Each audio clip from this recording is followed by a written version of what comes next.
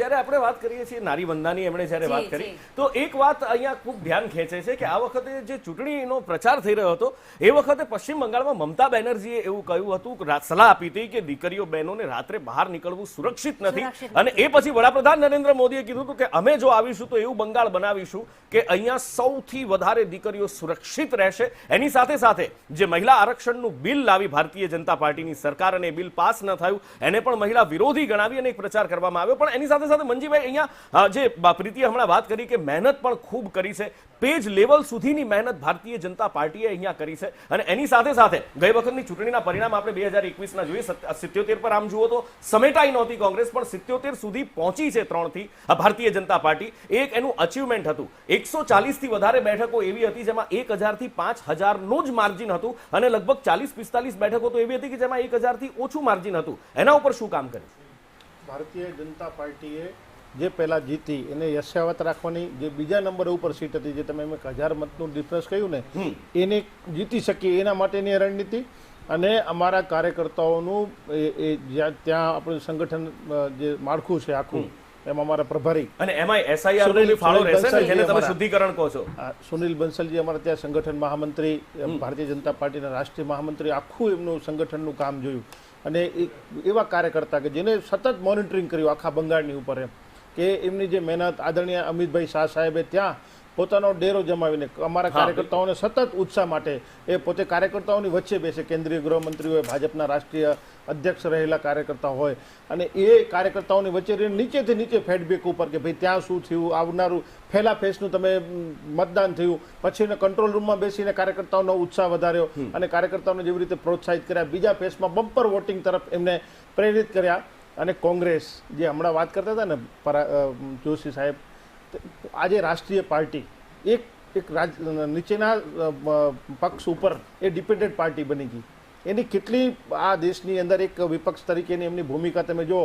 પોતે એમ કે અમારા ઉમેદવારોમાં ઊભા નહીં રહે, રાષ્ટ્રીય પાર્ટીના ઉમેદવાર અમે ઊભા નથી રાખ્યા.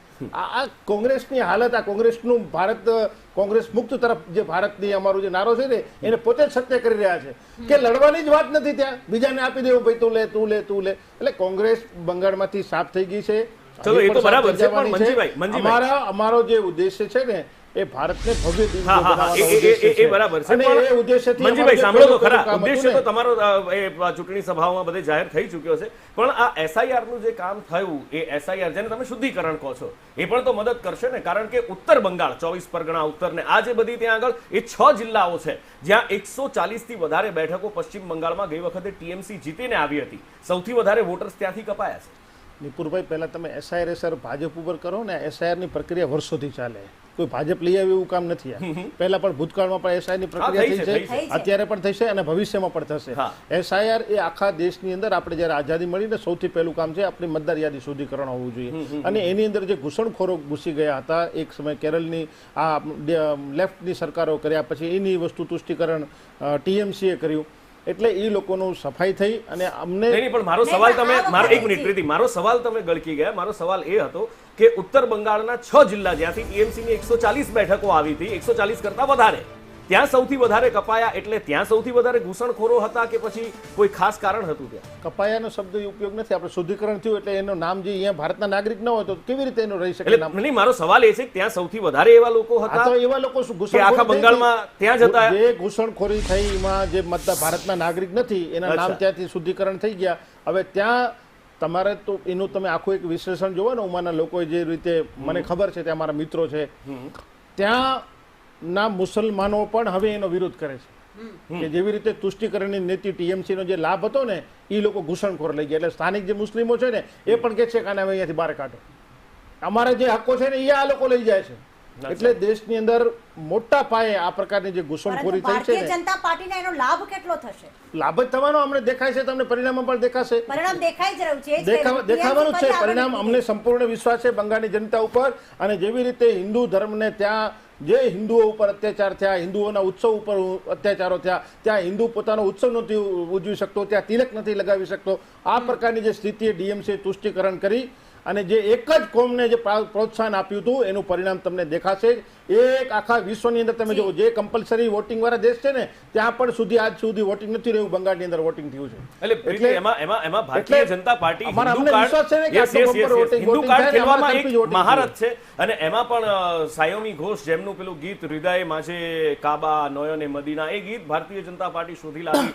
એના ઉપર યોગી, હેમંતા બિસ્વા શર્મા જે એકદમ ફાયર બ્રાન્ડ નેતાઓ છે, હિન્દુ કટ્ટરવાદી જેમને માનવામાં આવે છે, પ્રીતિ, એમના દ્વારા પણ જબરજસ્ત આમાં પ્રહાર કરવામાં આવ્યા હતા. બિલકુલ. એની સાથે એક મહત્વના સમાચાર પણ અત્યારે મળી રહ્યા છે. જેમ જેમ મતગણતરી આગળ વધી રહી છે, કારણ કે હવે 8:40 જેટલો સમય થઈ ચૂક્યો છે, ભવાનીપુર બેઠક પરથી શુભેન્દુ અધિકારી આગળ ચાલી રહ્યા છે.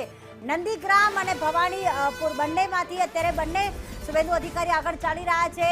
વર્તમાન મુખ્યમંત્રી મમતા બેનર્જી પાછળ ચાલી રહ્યા છે. ભવાનીપુર બેઠક પરથી શુભેન્દુ અધિકારી આગળ ચાલી રહ્યા છે. ભવાનીપુર બેઠક જે મમતા બેનર્જી જે છે ગઈ વખતે જીત્યા હતા, ત્યારે નંદીગ્રામ બેઠક પરથી હાર્યા, પેટા ચૂંટણી યોજાઈ, ભવાનીપુર બેઠક પરથી જીત્યા, ત્યારબાદ મુખ્યમંત્રી બન્યા.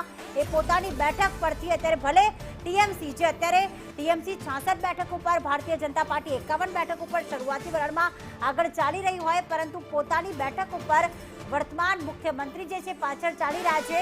એસઆઈઆરની કામગીરી નુપુર જ્યારે વાત થઈ રહી છે, ત્યારે ભવાનીપુર બેઠક પરથી 50,000 જેટલા વોટર્સનું કપાયા કહો કે શુદ્ધિકરણ થયું હતું, અને ગઈ વખતે શુદ્ધિકરણ તો ભારતીય જનતા પાર્ટીનો શબ્દ છે, એટલે ભવાનીપુર બેઠક પરથી 28,000 મતોથી મમતા બેનર્જી જે છે જીત્યા હતા, અને એમાં 50,000 વોટર્સ હવે કપાઈ ગયા હોય તો મમતા બેનર્જી અત્યારે પાછળ ચાલી રહ્યા છે. સ્વાભાવિક છે કે એટલે સવાલ ઉઠે છે પ્રીતિ કે વિલ હિસ્ટ્રી રિપીટ ઇટસેલ્ફ? આ સવાલ ઉઠી રહ્યો છે કે શું ઇતિહાસ પોતાને પુનરાવર્તિત કરશે?